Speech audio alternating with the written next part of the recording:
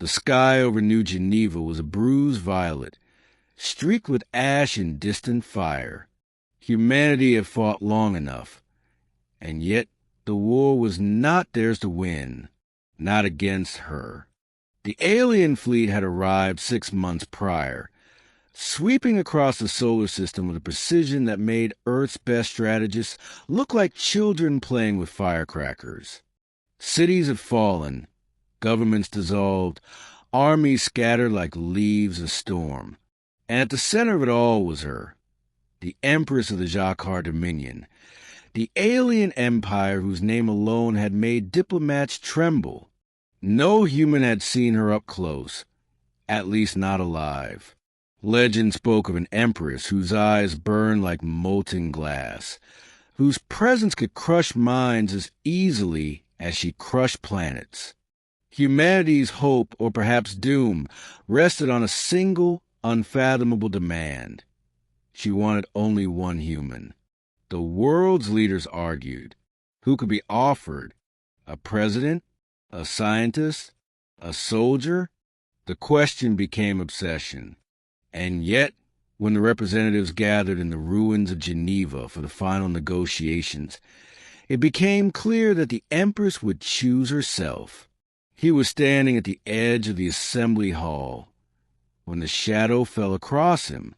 Lieutenant Marcus Hale, 34, veteran of a dozen skirmishes, and survivor of the orbital bombardments, felt the air shift. People around him gasped. Some stumbled, but he alone understood that this was no ordinary creature stepping from a shuttle.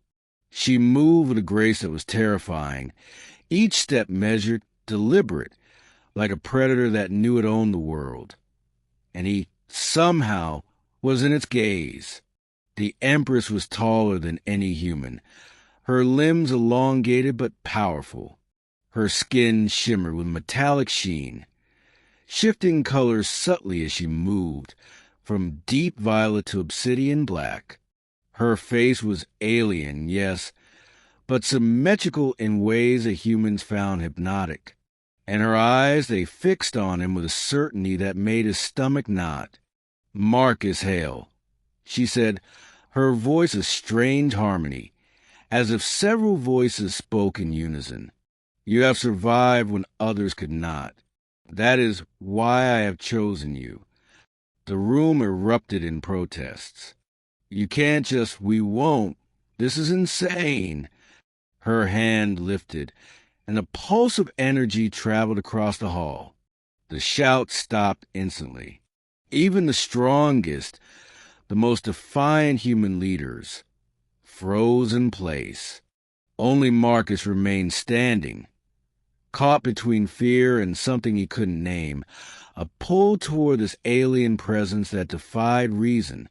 "I am the Empress," she continued, "and you, human, are now my bargain. Your world will live or die based on your obedience."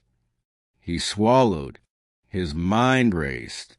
Yet beneath the terror, beneath the enormity of her words, a strange curiosity stirred. The Empress was not a monster in the traditional sense. She was a being of order, of strategy, and, he had to admit, an elegance that made him shiver. When she extended her hand to him, the gesture was both an invitation and a warning. Marcus stepped forward. The assembly erupted into chaos behind him, but he did not turn back. He could feel the weight of Earth's future on his shoulders, but also, he realized, the gravity of something profoundly personal. The first days aboard the Empress's flagship, the Obsidian Throne, were a test. Marcus was given quarters that resembled nothing he had ever known, soft yet alienly structured, functional yet artistic in a way humans struggled to comprehend. Servants, humanoid drones with shifting visages, brought food he couldn't recognize, a mixture of flavors that twisted and expanded in his mouth. And through it all, the Empress observed him. She never forced conversation, yet he felt her presence at all times. At night, when he attempted sleep, he could sense her moving through the corridors, always aware, always calculating. It was maddening and intoxicating. He hated her, he realized, and yet he could not look away. "You wonder why I chose you," she said one evening, her voice vibrating in the room as if the walls themselves were speaking. Marcus clenched his fists. "I didn't ask to be chosen." "You did not," she agreed. "But you survived. That is enough. Survival is rare among your species. Most crumble beneath the weight of choices. The fear of death. Not you. You have something exceptional." Her compliment, meant or not, hit him like a thunderbolt. He hated that he felt his chest tighten at her words, that he wanted to impress her despite the absurdity of the situation. And yet, he did. Days turned into weeks. The Empress began bringing him into her strategic councils, not as a pawn, but as a participant. He argued, countered, and sometimes convinced her of alternatives she hadn't considered. She listened, not always with agreement, but with respect. The first time she smiled at one of his tactical suggestions, Marcus nearly fell to his knees in disbelief. It was not just respect. It was attention, deliberate and unnerving. The Empress, who had crushed entire civilizations with a word, seemed curious about him. And then came the night in the observation deck. The ship had entered the orbit of a devastated Earth city. Marcus stared at the ruins, broken towers, and smoking rubble reflecting in his eyes. "You grieve your planet," she said quietly, stepping behind him. Her hand brushed his shoulder, a gesture so gentle it made him flinch. "I don't know what else to feel," he admitted. "You are human," she said, almost wistfully. "Fragile, yet stubborn beyond measure. It fascinates me." That word, fascinates, sent a ripple through him. He turned to meet her eyes, and for the first time, the Empress seemed less like an unstoppable force and more like a being trying to understand something beyond her own experience. "I don't know if I like you," Marcus said, voice tight, "but I can't stop thinking about you." Her laugh was low, melodic, a sound humans were not meant to hear. "Good," she said simply, "because I'm beginning to feel the same." From that night, the line between duty and desire blurred. They argued over war strategy, negotiated the fates of billions, and yet, when the doors closed, the Empress was not a distant sovereign but companion, a challenger, a presence he ached for. The ship's corridors, once terrifyingly alien, became stages for their strange intimacy, shared meals, quiet debates, stolen touches in the dark. But their bond was tested relentlessly. Her advisors distrusted him. Her generals demanded obedience. And human leaders continued plotting rebellion from underground bunkers. Marcus realized that affection alone could not secure survival. He had to be brilliant, ruthless, cunning. The first major crisis arrived when the Empress decided to demonstrate her power to the human resistance. She threatened to annihilate an entire city unless the human leaders agreed to surrender Marcus to her fully, without delay. Marcus, furious, argued not for survival, but for morality. "You can destroy them," he said, "but if you do, I walk away. You want my obedience? Then let it be earned, not bought with death." She studied him, eyes narrowing. Then, slowly, she smiled. "You truly are human, reckless, infuriating, and I love it." That confession, unplanned and raw, shocked him. Marcus realized he loved her as well. Not the abstract, terrifying ruler, but a being capable of passion intellect, and devotion, and for the first time, their power struggle became entwined with desire, a dangerous, combustible mixture. Climax. The decisive battle came 2 months later. Humanity had attempted a desperate counterstrike, sending fleets to reclaim orbit. The obsidian throne hovered above the Pacific, its dark hull reflecting the chaos below.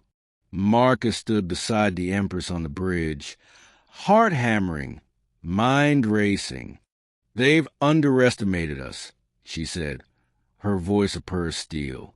"And underestimated you, human." "I'm not just a pawn," Marcus said, finally meeting her gaze. "I can fight with you, not for you." She tilted her head, and the first truly human warmth touched her features. "Then let us end this together." The battle was a blur of fire and shadow. Earth's fleets fought valiantly, but were systematically outmaneuvered by the Empress's command and Marcus's insights. He directed strikes, coordinated defenses, and risked everything, earning her trust and admiration in real time.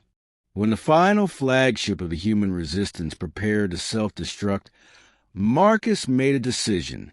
He boarded the vessel alone, sabotaged its systems, and escaped just in time, risking death to save thousands of lives. The Empress watched from the bridge as he returned, wounds and smoke clinging to him. She extended a hand, and Marcus took it, feeling her alien warmth sink into his bones. "You risked everything for them," she said. "For Earth. For me." "For you," he corrected, breathless. Her lips brushed as in a kiss that was equal parts tender and feral, the culmination of months of tension, fear, and understanding. She was no longer a distant sovereign, no longer a force of annihilation. She was someone who loved him, and for the first time, Marcus allowed himself to feel the gravity of that love and the dangerous beauty of it. Ending. The war ended not with annihilation, but with a bargain. Earth was spared, its leaders humiliated, its armies broken, but intact. The human race had survived, in part because one human had chosen courage over fear and love over indifference. Marcus and the Empress stood together on the observation deck of the obsidian throne, gazing down at the planet they had saved and reshaped. "You could have been just a pawn," she said, voice soft now, almost human. "Instead, you became my equal." "I never wanted to be a pawn," Marcus replied, "and I never wanted to survive alone." She smiled, eyes melting into colors that only he could see. "Then you are mine and I am yours." Their union was more than romance.